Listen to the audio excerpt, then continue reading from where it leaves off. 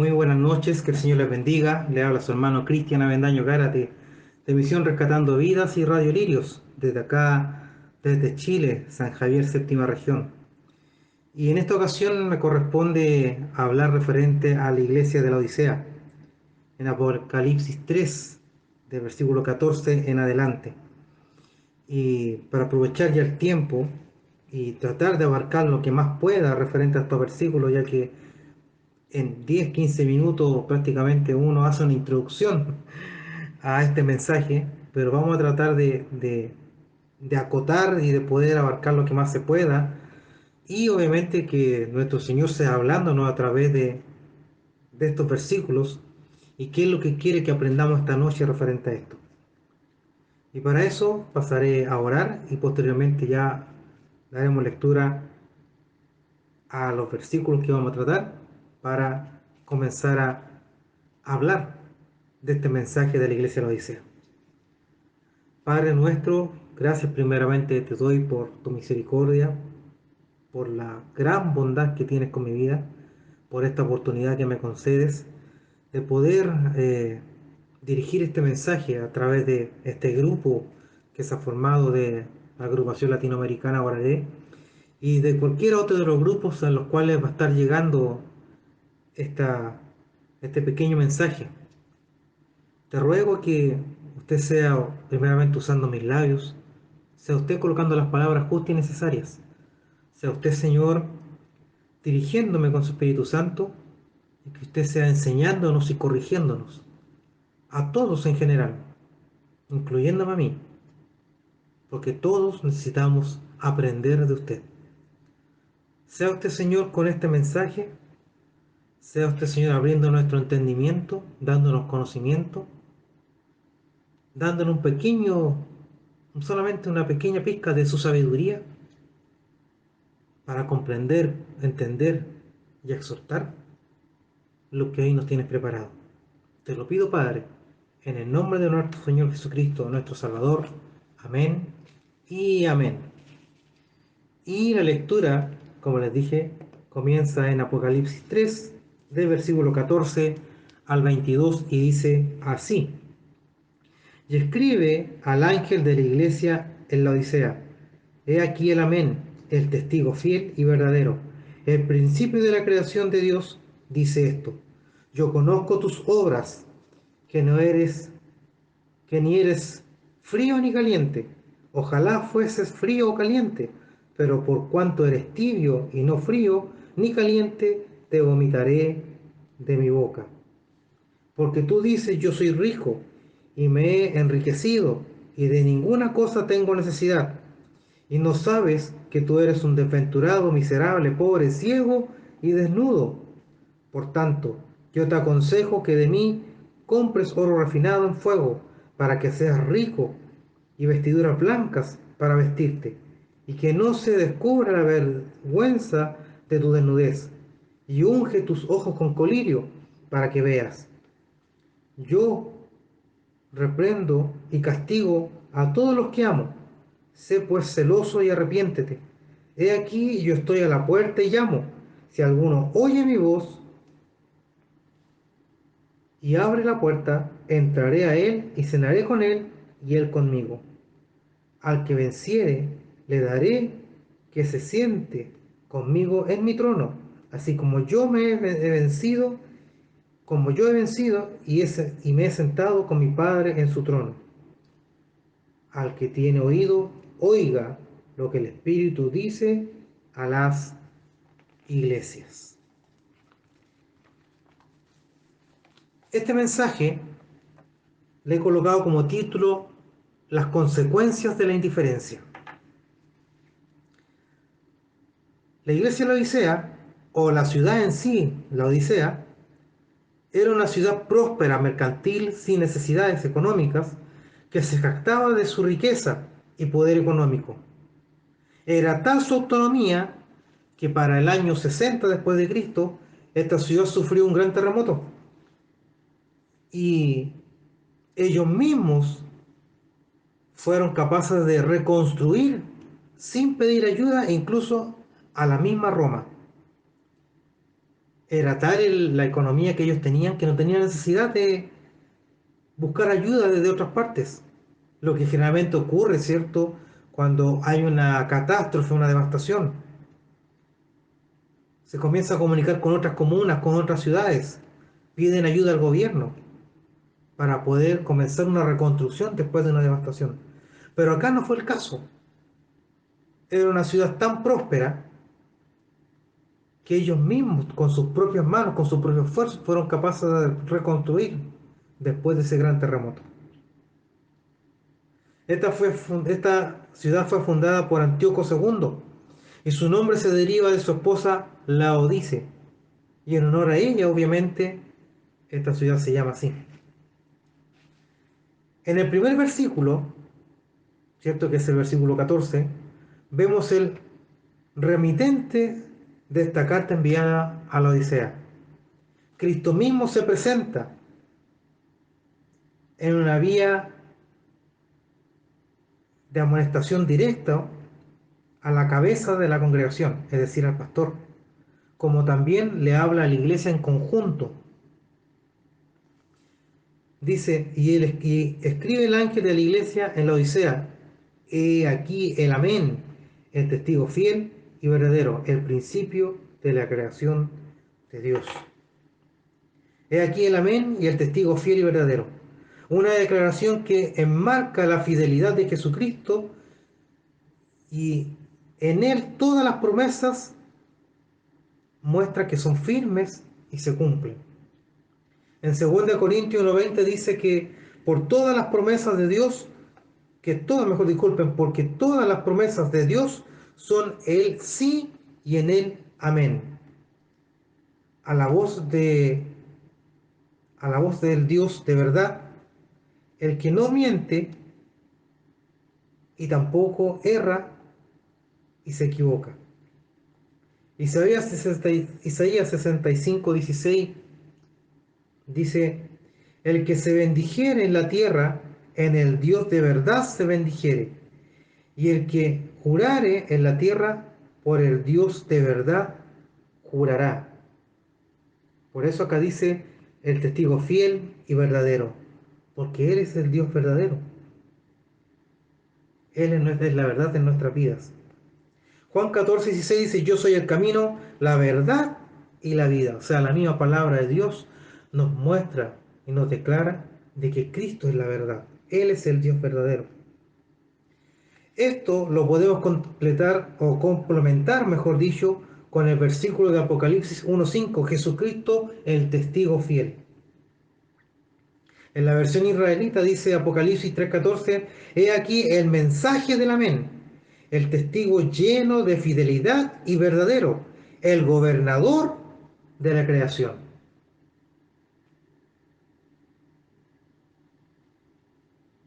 Y aquí hay un pequeño detalle que debemos de tomar en cuenta, y no me quiero salir obviamente del tema, pero muchos dicen que acorde a este versículo, ¿cierto? En el principio, en esta parte donde dice en el principio de la creación de Dios, muchos creen que Jesucristo es una persona creada, pero no.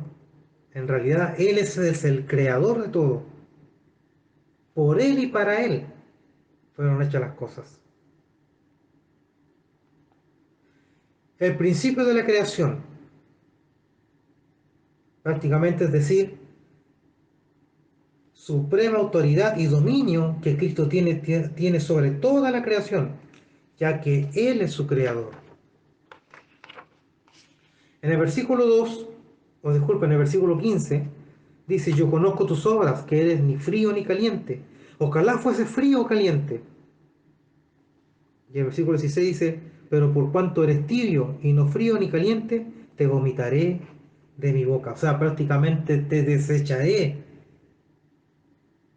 de mi lado. Yo conozco tus obras. Prácticamente aquí debemos ir y recordarnos que por nuestros frutos Él nos conoce. Mateo 7:16. Sus palabras pueden mencionar grandes hermosuras, ¿cierto? Acá en el contexto dice que ellos se enorgullecen, se dan a demostrar su pompa, su poderío económico, su riqueza. pero sus palabras pueden mencionarse grandes y hermosas y mostrar su hermosura externa. Pero Dios conoce, como dije, nuestros frutos espirituales. No eres ni frío ni caliente. Ojalá fuese frío o caliente, por cuanto eres tibio, y no frío ni caliente, te vomitaré de mi boca. La Odisea se jactaba, cierto, y como dije, por su riqueza, poder mercantil, como también de su escuela de medicina.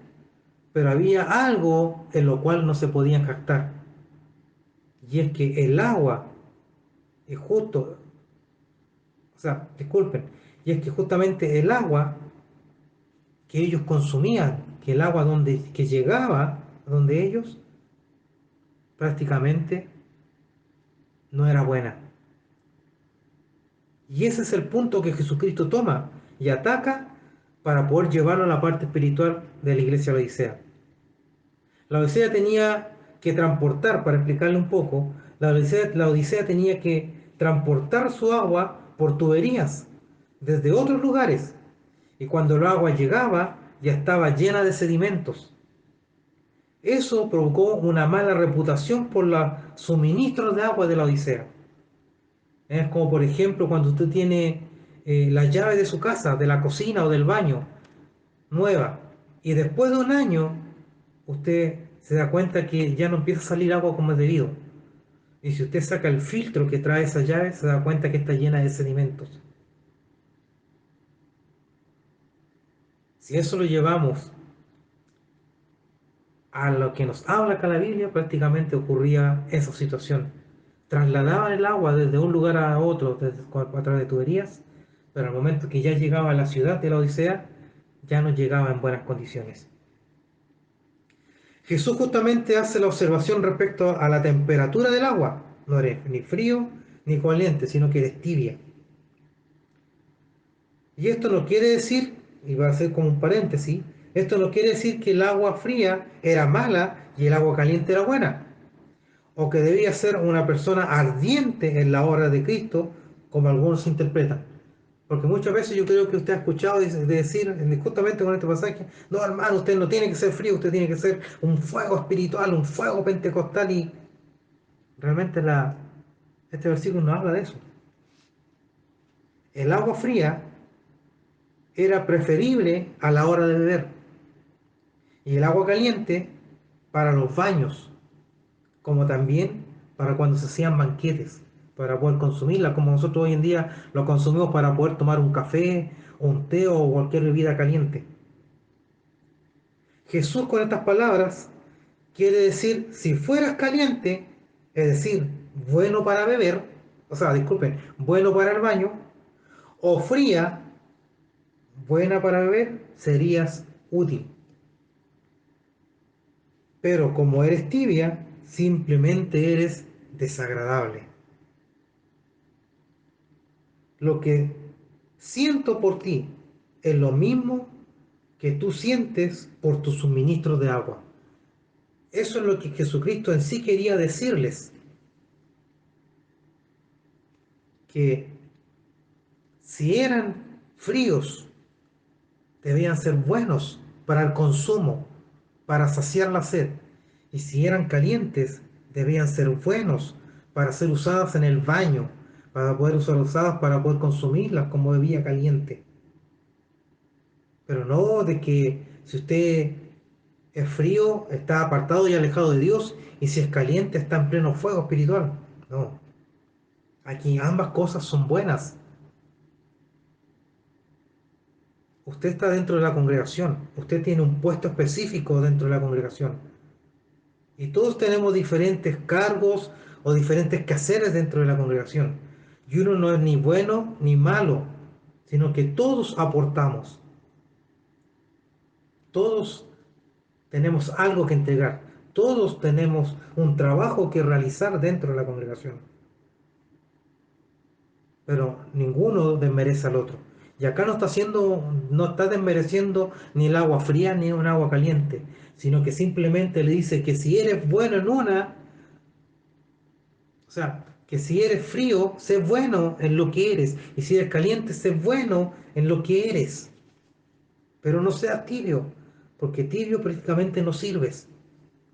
Yo creo que, por ejemplo, usted en pleno verano, cuando llega la llave para poder sacar agua y tomarse un vaso con agua, si sale tibia, ¿qué es lo que hace? O la escupe, la bota, la tira al suelo, o vuelve el vaso y lo derrama dentro del receptáculo donde está la llave.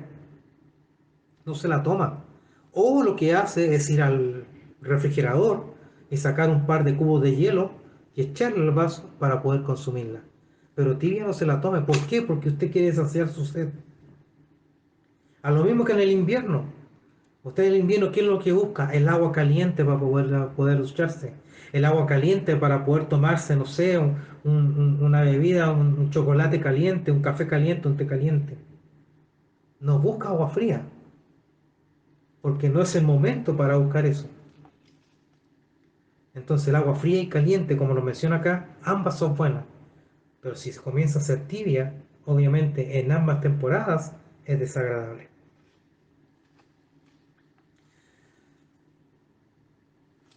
Tú dices que, tú dices yo soy rico. El versículo 17, porque tú dices yo soy rico y me he enriquecido y de ninguna cosa tengo necesidad. Y no sabes que eres un desventurado, miserable, pobre, ciego y desnudo. Wow, qué tremendo este versículo. El versículo 17. El egocentrismo, el orgullo, la satisfacción por lo logrado, por sus propios esfuerzos y el materialismo los tenían totalmente cegados. La hermosura de su grandeza había tomado posesión de la mente y el corazón, y Jesucristo había quedado totalmente afuera de sus vidas. Se imagina, pastor, hermano, evangelista, obispo, se imagina un cristiano materialista en el cielo. Estaría prácticamente más preocupado de las calles de oro que el Señor que creó esas calles de oro. Estaría más preocupado del mar de cristal que el Señor que es el creador del mar de cristal. O sea, prácticamente un cristiano materialista no puede estar en ese lugar. Y no es agradable ante Dios. Seguidamente dice, y no sabes que eres un desventurado, miserable, pobre, ciego y desnudo. Qué tremenda mención aquí hace nuestro Señor Jesucristo. 5 características que revelan la condición espiritual de la iglesia laodicea. Y aquí voy a ir tratando, en pocas palabras, de desmenuzar estas 5 palabras que menciona nuestro Señor Jesucristo. Desventurado es una persona que conlleva gran dolor y sufrimiento, una persona vara y sobre todo, acorde a la definición, una persona sin espíritu. Una persona desventurada que con gran dolor y sufrimiento. Y me dice, pero ¿por qué una persona desventurada con dolor y sufrimiento? Usted ha visto a las personas, yo en personal lo he visto, personas que tienen un negocio, un buen negocio que le da, le produce, le da una buena economía para su casa. ¿Y qué ocurre con esta persona? Su preocupación es que el negocio crezca, prospere, que pueda vender productos, que no le roben sus productos, colocar cámaras, vigilar, poder pagar a sus empleados. Y todo eso conlleva un tiempo, conlleva una dedicación. Y que lamentablemente en muchos cristianos ese estilo de trabajo los ha apartado de Dios, porque no han sabido sopesar y poner las cosas en la balanza como corresponde. Dar el tiempo a Dios y dar el tiempo a lo que es el trabajo. Dar el tiempo a lo que es lo material y que obviamente es lo que lo sustenta en su vida diaria. Una persona sin espíritu. Qué tremendo. Una persona aventurada es una persona sin espíritu.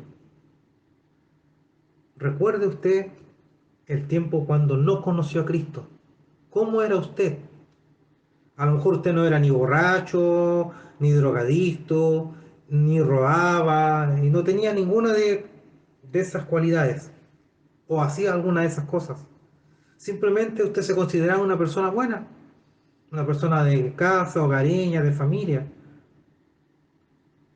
pero faltaba algo importante, que no estaba el Espíritu Santo en su vida.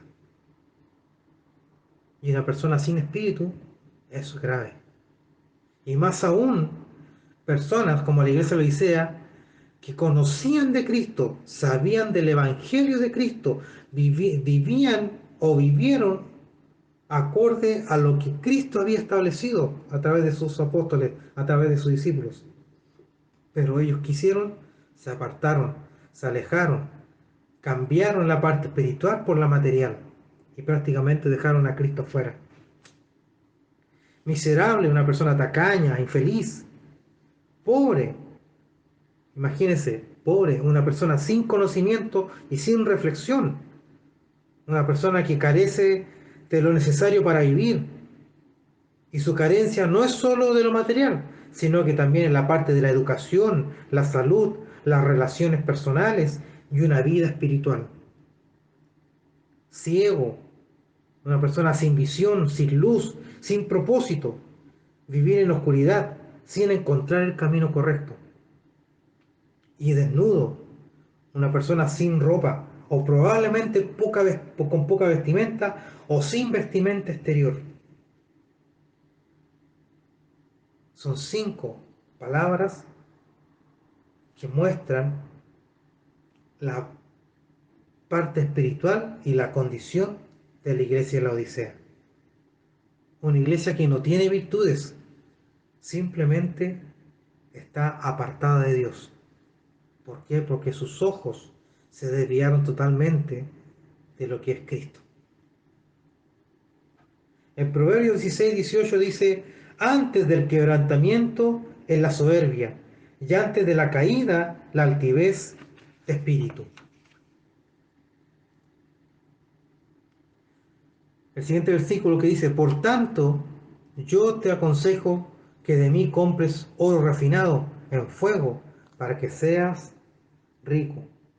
Versículo 18: por tanto, yo te aconsejo que de mí compres oro refinado en fuego para que seas rico, y vestiduras blancas para vestirte, y que no se descubra la vergüenza de tu desnudez, y unge tus ojos con colirio para que veas. Prácticamente es un llamado al arrepentimiento. Jesucristo usa y habla con un lenguaje que ellos sabían captar. Debemos recordar que era una ciudad mercantil y que por lo tanto realizaban muchos negocios, cambios. Esa era su labor, su trabajo. Y Jesucristo justamente usa ese lenguaje para poder llegar de una forma espiritual hacia la iglesia de la Odisea. La iglesia de la Odisea sí, su vista estaba en lo material, los negocios, el dinero, y había desatendido el negocio principal, que es la riqueza espiritual y la comunión con Jesucristo. Dice: por tanto te aconsejo que de mí compres oro refinado. Es un lenguaje perfecto que la ciudadanía de la Odisea correctamente podía comprender. Pero aquí viene una pregunta: ¿cómo iban a comprar si estaban en bancarrota espiritual? Porque aquí el tema es que Jesucristo usa estos ejemplos, pero llevándolo a la parte espiritual de ellos. Entonces, si materialmente, físicamente eran ricos, eran prósperos, pero espiritualmente estaban totalmente en bancarrota, ¿cómo iban a comprar oro refinado? Si sus riquezas materiales ante Dios solo eran polvo al viento.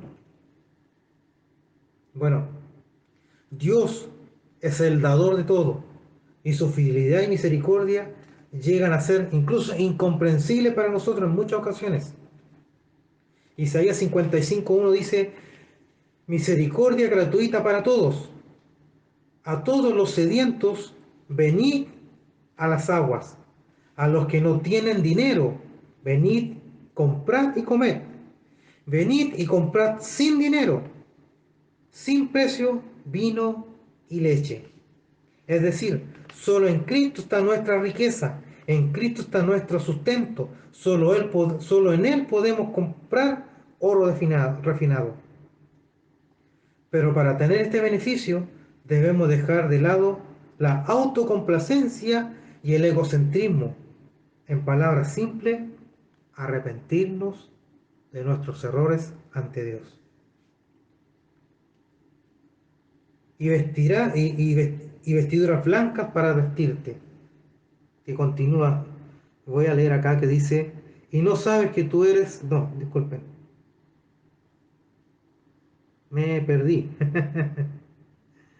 Porque tú dices, yo soy rico y me he enriquecido, y de ninguna cosa tengo necesidad, y no sabes que tú eres un desventurado, miserable, pobre, ciego y desnudo. Por tanto, yo te aconsejo que de mí compres oro refinado en fuego para que seas rico. Y aquí está, y vestiduras blancas para vestirte, y que no se descubra la vergüenza de tu desnudez. Wow. La Odisea, y aquí para que podamos entender un poquito el tema, porque no solamente se trata de leer los versículos, sino que también hay que expandirse un poco y saber buscar en la historia, en lo que es la cultura, en lo que era la tradición de ellos, para poder comprender lo que Cristo nos quiere decir acá. No solamente basarse en estos versículos de la Biblia, sino que indagar más allá para poder comprender el mensaje. La Odisea era famosa también por la confección de ropa con lana negra, que allí obviamente se producía.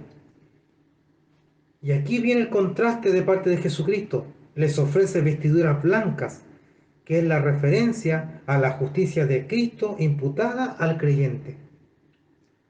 Debemos recordar que en la iglesia de Sardis Dios les prometió vestiduras blancas, ¿cierto? Que eso se encuentra en Apocalipsis 3:5.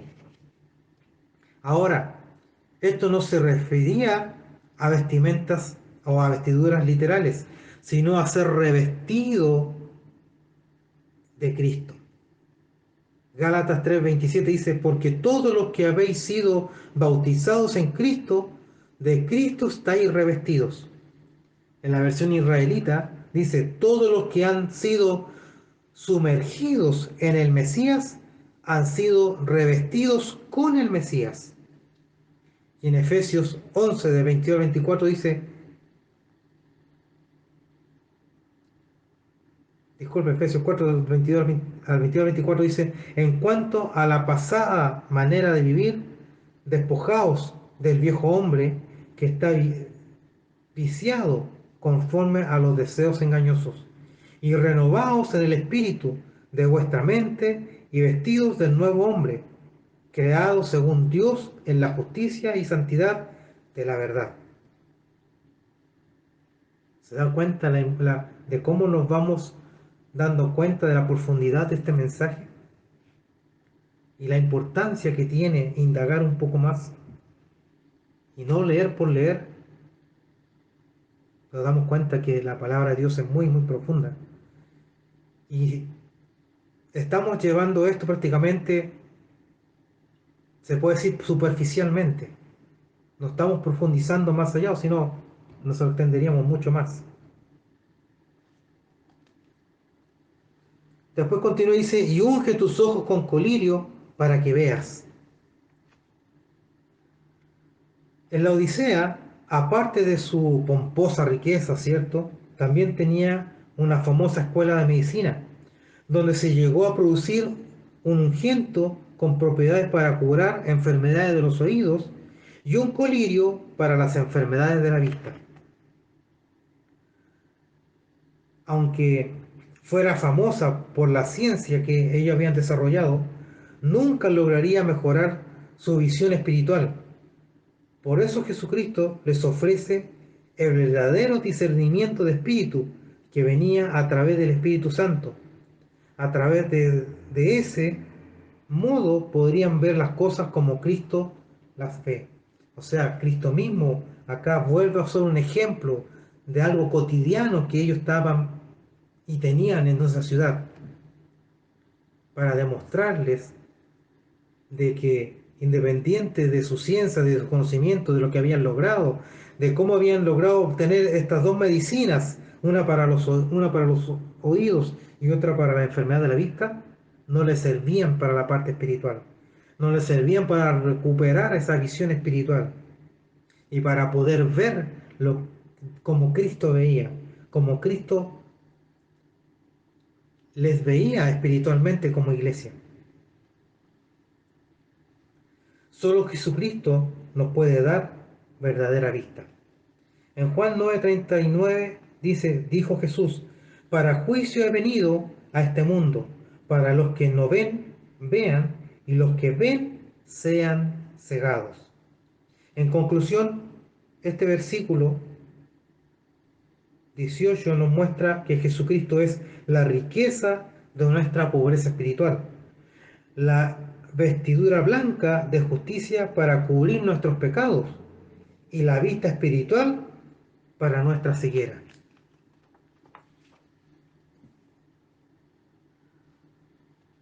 Por tanto,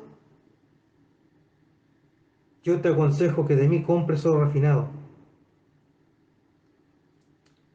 Wow, qué tremendo. Pero seguiremos avanzando. Dice en el versículo 19, yo reprendo y castigo a todos los que amo. Sé pues celoso y arrepiéntete. La iglesia de la Odisea también le faltaba algo no menor y de importancia, que es la disciplina y la corrección. Y por falta de esto, la pobreza, la sequía y la desnudez espiritual habían carcomido a la congregación. Pero si una iglesia se rehúsa a ejercer la disciplina sobre el pecado, Dios mismo lo hará. En 1 Corintios 11, 31 al 32 dice, si pues nos examinamos a nosotros mismos, no seríamos juzgados. Mas, siendo juzgados, somos castigados por el Señor, para que no seamos condenados con el mundo. En Proverbios 3:12, disculpen, dice, porque Jehová al que ama castiga, como al Padre al Hijo a quien quiere. Y en Hebreos 12, el 5 al 6 dice, y habéis ya olvidado la exhortación que como hijos se os dijere, hijo mío, no menosprecéis la disciplina del Señor, ni desmayes cuando eres reprendido por él, porque el Señor al que ama disciplina y azota a todo aquel que recibe por hijo. La Odisea prácticamente también había perdido eso, lo que era la disciplina y la corrección. Y es por eso que nuestro mismo Señor Jesucristo les dice acá, yo reprendo y castigo a todos los que amo, sé pues celoso y arrepiéntete.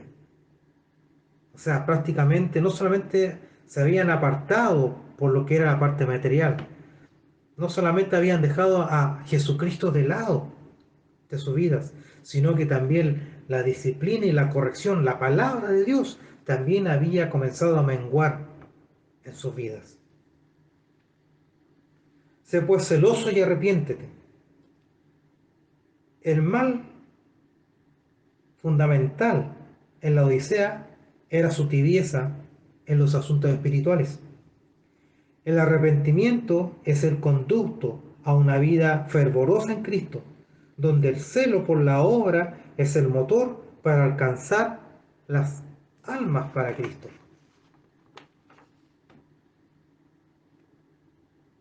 Seguidamente dice en el versículo 20, he aquí yo estoy a la puerta y llamo. Si alguno oye mi voz y abre la puerta, entraré a él y cenaré con él y él conmigo. La situación de la iglesia de la Odisea realmente era grave. Cristo mismo ya no era el centro de sus vidas. Es más, ya ni siquiera estaba en medio de la iglesia, sino que estaba afuera, llamando en pie a la puerta para poder entrar. O sea, Cristo golpeaba una y otra vez, llamando a ver si alguien oía y se arrepentía de lo que había hecho y de cómo se había alejado de su presencia. Simplemente una iglesia que piensa que no necesita a Cristo lo puede dejar afuera. Y lamentablemente hoy en día hay muchas congregaciones así. Muchas congregaciones que se han ido a lo que es la seducción, la emoción, la prosperidad, donde todo está bueno, todo es happy, todo es felicidad, donde el pecado pasa a segundo plano, donde el pecado no es contrarrestado, no es combatido, no es expuesto. Hoy lamentablemente hay muchas congregaciones en esa condición. Y lamentablemente es la enfermedad espiritual de este último tiempo, donde la iglesia cada vez más, en vez de ir en dirección de Cristo, van prácticamente en dirección al infierno. Y lamentablemente, y como lo hemos escuchado, no todos, no todos lograremos escuchar ese sonido de trompeta. No todos escucharemos la voz de Dios. No todos seremos levantados, elevados desde este escenario. No todos. Es por eso que ahora es el momento de volvernos a Cristo. Si hay alguna falla, si hay un pequeño detalle en nuestra vida que no está bien con nosotros y con Cristo, es necesario humillarnos y arrepentirnos, reconocer nuestro error y comenzar una vez más a volver a caminar al lado de Él y de su mano. Jesucristo es un ser misericordioso que a pesar de la indiferencia los llama al arrepentimiento.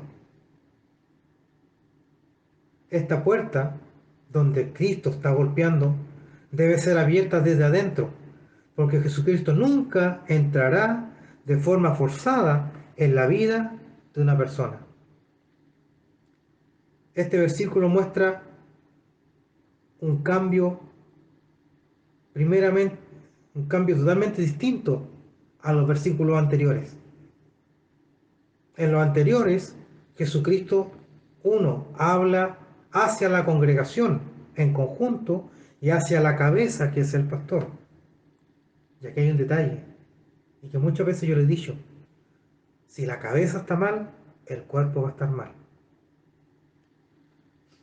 Pero ahora, en este versículo, habla de forma individual, al decir: si alguno oyere mi voz.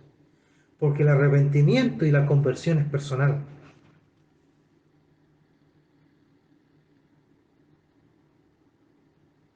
Si alguno, versículo 20, si alguno oyere mi voz y abre la puerta, entraré a él y cenaré con él y él conmigo. En el versículo 21, y ya para poder ir terminando, increíble cómo ha pasado el tiempo, y estoy tratando de resumir lo más posible estos versículos y no profundizar tanto, pero increíble cómo ya llevamos cerca de 40 minutos. En el versículo 21 dice: al que venciere le daré que se siente conmigo en mi trono, así como yo he vencido y me he sentado con mi Padre en su trono. Para vencer hay que saber arrepentirse, y para ganar hay que saber menguar. Cristo venció el pecado y la misma tentación de Satanás cuando Él le ofreció, ¿cierto?, los reinos de la tierra. Eso fue un ejemplo claro de parte de nuestro Señor Jesucristo cuando Él dice: al Señor tu Dios adorarás y a Él solo servirás. ¿Qué ejemplo más grande? Saber decir no cuando corresponde. Saber sopesar, saber colocar en la balanza lo que nos conviene y lo que no nos conviene. Lo que es para nuestra vida espiritual y lo que es para la vida material y humana. Al Señor tu Dios adorarás y a Él solo servirás. ¿Sabe? Gobernar con Cristo es el más alto honor que un ser humano al cual uno puede, o sea, el más alto honor de un ser humano que uno puede aspirar o alcanzar. Y el último versículo, y para no ya alargarme más, que dice: el que tiene oído, oiga lo que el Espíritu dice a las iglesias. Yo aquí quiero llegar a solamente, y para ir finalizando con un ejemplo que lo he dicho muchas veces en diferentes lugares. Escuchar y oír son dos palabras muy distintas y dos acciones muy diferentes. Y mi ejemplo que quiero colocar es, por ejemplo, usted va al supermercado, usted llega, saca su carro y usted va a algo específico, va a comprar los alimentos necesarios que necesita. Justamente va a eso. Pero usted cuando entra al supermercado comienza a escuchar música, comienza a escuchar una voz en los parlantes, en el aire, escucha algo que suena, pero usted está pendiente de comprar. A lo mejor usted puede tararear la canción o puede escuchar en parte lo que habló, ¿cierto?, la persona encargada en ese momento. A lo mejor alguna alguna promoción o algún artículo más barato. Pero no le toma realmente la atención porque solamente está escuchando. Porque su real interés es comprar para volver luego a casa. Eso es escuchar. Pero muy distinto es oír. El mismo ejemplo, usted entra al supermercado y escucha, ¿cierto?, esa voz, ese ruido, esa canción a través de los parlantes. Y en vez de preocuparse en lo que tenía que hacer de comprar sus alimentos para volver a casa, comienza a tararar la canción y comienza a cantarla. Comienza a preocuparse más de lo que dice esa canción o de lo que está diciendo el locutor.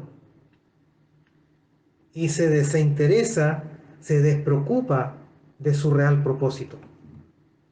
Eso es oír. Y acá eso es lo que Dios nos pide, de que no escuchemos, sino que oigamos la voz de Dios. Si Él nos está entregando este mensaje en este momento, es porque necesitamos un cambio en nuestra vida. Es porque hay algo en cada uno de nosotros que a Dios no le está agradando. Hay algo, a lo mejor no somos ni fríos ni calientes, sino que estamos comenzando a ser tibios y a Dios le está desagradando.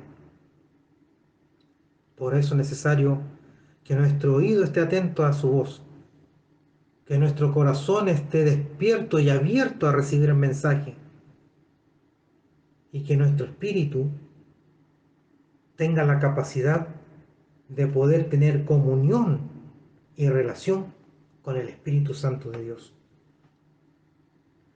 Es un mensaje que se podría profundizar mucho más,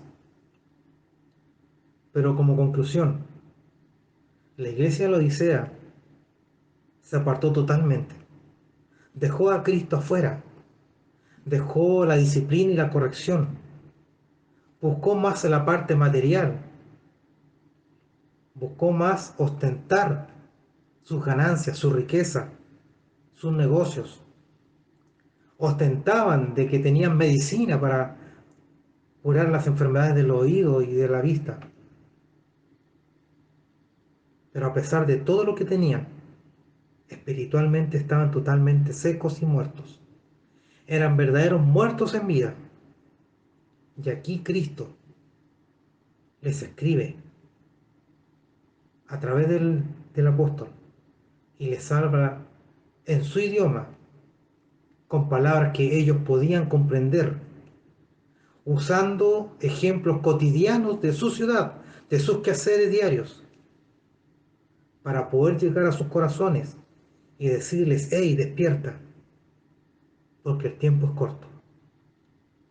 Que el Señor les bendiga, el Señor les guarde, que espero que estas palabras que hayan salido de mis labios hayan sido obviamente dirigidas por parte de nuestro Señor Jesucristo y su Espíritu Santo. Se despide de ustedes su hermano Cristian Daniel Avendaño Gárate, desde acá, desde San Javier, séptima región, Chile, administrador y fundador de Misión Rescatando Vidas, Radio Lirios y bueno, otras plataformas más que de seguro ustedes las deben de conocer.